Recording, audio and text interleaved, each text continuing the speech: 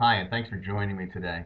I wanted to take a minute to discuss with you, past clients and customers, the state of the overall Dutchess County real estate market and specifically in the Hudson Valley in general.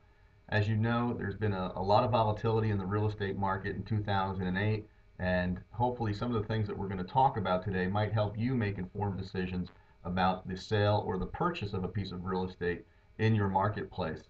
I hope that this is something that you find informative, and I'm going to be continuing some other webcasts in the future that might also help you make informed decisions. You know, I get asked a lot, what's happening in the market, Bob? Are things getting better? Are they getting worse? How long is it going to be before we hit the rock bottom? Lots of different questions, and all of them are difficult to answer. Some of them have no timelines on them, and I find that a little confusing, but we all do.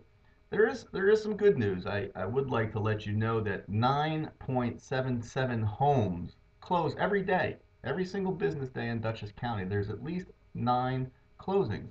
That's an extraordinary amount of volume in a declining market. So it's not all doom and gloom. Some other very, very positive things that are happening in the market right now give consideration to the idea that interest rates remain at a historic low. It's very, very easy to find financing right now at 5 or 5 and 1/8%. FHA financing has been seen a rebirth in the whole nation, and we're seeing that lots of buyers are coming out and taking advantage of low down payments with 3.5% down and interest rates that hover around 5%. So that's really terrific news. Locally in Dutchess County, uh, after speaking to one of my colleagues at the Hudson Valley Federal Credit Union, Nancy Lilly Hamilton disclosed to me that the Hudson Valley Federal Credit Union is soon to introduce FHA financing to its members. This is going to be an extraordinary boost to the local marketplace as a result of the very, very high volume of membership in the Hudson Valley with the Hudson Valley Federal Credit Union.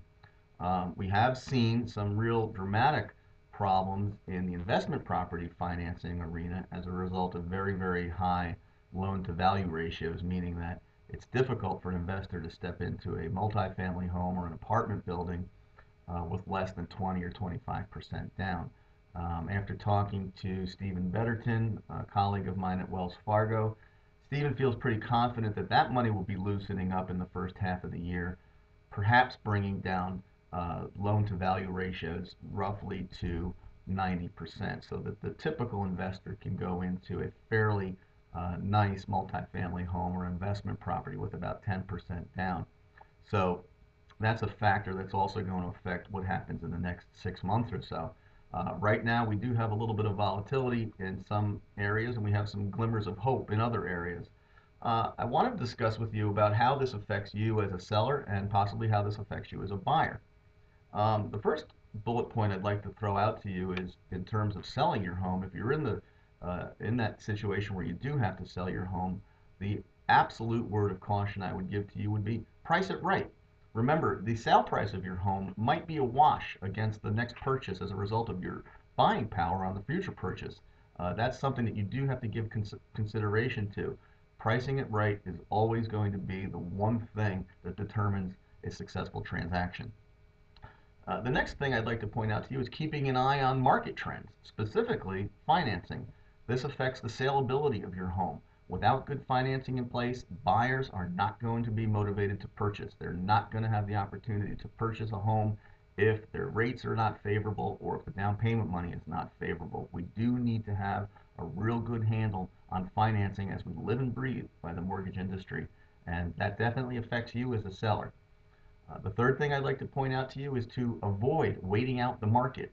Trends are going to continue to remain flat in the next 2 years, and if your idea is to think about waiting till later in the year, till the spring market evolves, or possibly waiting out a couple of years until the market improves, you may be waiting longer than you think. I would caution you against waiting it out if you think that we're going to see improvements in the next 6 to 8 months, because it's a good bet that we're going to remain right where we are in the next 6 months. Third thing I'd like to point out to you is being creativity, using some creativity in terms and concessions. Give thought to private financing if you need to. It's something that buyers might need to help them get over the hurdle. You might even want to consider buyer credits to help offset closing costs. Uh, Buyers have needs just like sellers have needs, and if there's an opportunity to bring a marriage together between a purchase and a sale, helping them with possible financing would be a good tactic to help them get over that hurdle. Now, for buyers, there's a few other dynamics that I'd like to point out to you. Keep in mind, if you're in the market to purchase a piece of real estate right now, there are opportunities everywhere. And we are absolutely enjoying the perfect storm for buyers. When you consider that we're at historic low interest rates, sellers are motivated more than they've been in a generation to move their homes, and there's an extraordinarily high inventory in Dutchess County. These are all indications that we have a great opportunity to make a good, successful transaction. Word of caution, avoid trying to time the market perfectly. You will never be in a position where you time it perfectly. It's like trying to catch a falling knife. With interest rates in the 5% range, you might miss the best opportunities while you're trying to time it perfectly. A second thought I'd like you to consider is remembering this. There's two prices attached to your home purchase. There's the price of the home, and then there's the price of the money to purchase the home. If the interest rates continue to go up, the opportunity to buy may go down. So there's a couple of points to consider there. I think that as we go into the 2009 market, we're going to see some opportunities that are going to continue. I think that we might be also seeing a little more slippage in the market. 2008 showed us that we had a 15 to 16% slip in prices. Um, that trend may continue modestly, but it's certainly we're getting very, very close, or we may have already been at the rock bottom prices. But we're going to find out probably by the end of the first quarter of 2009.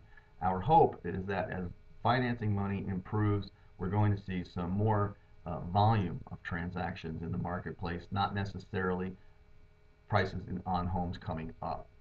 I hope that you found this little dialogue informative. I think that this is something that we're going to be doing on a regular basis. Please join me in a few weeks. I'm going to be discussing the difference between a short sale and a foreclosure. We found that there's a lot of folks that are facing situations and problems in the sale of their home, and they're having to be faced with difficult decisions on which direction to go. These are all things that I can help you with, and I appreciate the time that you've taken to look at this webcast, and we'll be talking again real soon. Thanks very much.